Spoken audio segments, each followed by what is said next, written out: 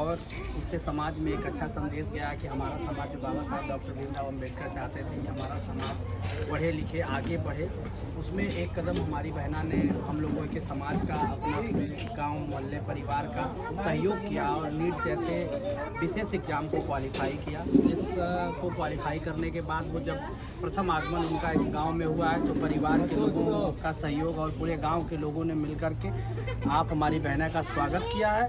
और बाबा साहब का जो सपना था शिक्षित बनो, संगठित रहो, संघर्ष करो, उसमें हमारी बहना शिक्षित होकर के जो बाबा साहब का सपना पूरा करके आई है। MBBS की जो पढ़ाई पढ़ रही थी उस पढ़ाई में उन्होंने नीट क्वालिफाई किया है और पूरे गांव का, परिवार का, सारे लोगों का सहयोग है। अन्य बच्चे और उनके अभिभावकों को क्या संदेश देना चाहिए? अन्य बच्चे और अभिभावकों को यही स्पेशली हम लोगों का संदेश है कि जो हमारे समाज के लोग हैं या अन्य समाज के लोग हैं उनको निरंतर प्रयास करना चाहिए, मेहनत करना चाहिए। अभी आपने देखा ही होगा कि भारत सरकार ने किस तरीके से नीट पेपर को लीक किया था, जिसको लेकर के कम से कम 20 बच्चों ने आत्मदाह कर लिया।